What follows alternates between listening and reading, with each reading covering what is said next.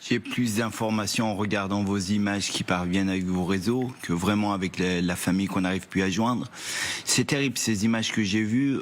C'est la deuxième partie qui montre ce qu'est la République islamique. Ne l'oublions pas. C'est l'application de la charia et c'est rentrer dans le cerveau des jeunes comme les jeunesses hitlériennes pour devenir des bons soldats plus tard. C'est un jeu de dupes. C'est un jeu de dupes. Je rappelle à tous que le hijab islamique, ce n'est pas un fichu sur la tête. C'est toutes les lois matrimoniales, c'est le droit de la famille, c'est moitié de droit de moins pour les femmes. Donc les laisser porter, alors que le pays est attaqué, qui se sentent fragiles, les laisser porter un fichu sur l'épaule au lieu de le mettre sur la tête, c'est un jeu de dupes. Ils reviendront, s'ils restent en place, ils reviendront, ils massacreront les gens et les femmes devront le porter strictement à nouveau. C'est une manière d'orchestrer les images à vous suivre, mais est-ce que d'une certaine manière aussi le régime relâche un peu la pression parce qu'il doit choisir ses combats? Est-ce qu'il ne peut plus en permanence être derrière chaque femme parce qu'il a une guerre à affronter? Est-ce que c'est aussi... On te donne l'argent pour parler contre ton pays, pour ternir l'image de ton pays, pour détruire ton pays. Et tu es là, sur le plateau, tu racontes des choses. Et on voit ça avec ces gens. Regardez, entre eux.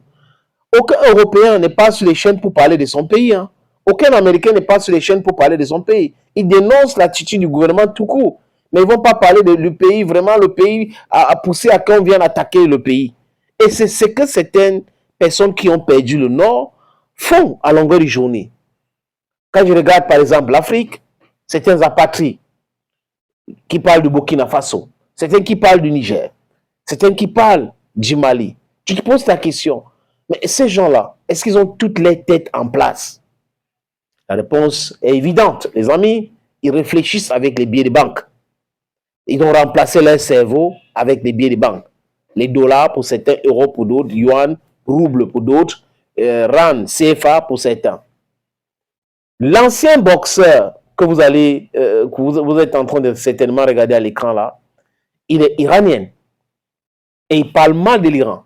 Il parle de viol, des femmes maltraitées, tout ça là. Mais il ne se rend pas compte que cette chanson est ancienne.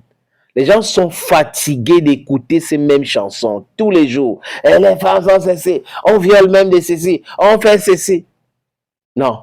C'est juste la communication. En fait, j'ai l'impression qu'on les a donné de l'argent et une histoire à raconter.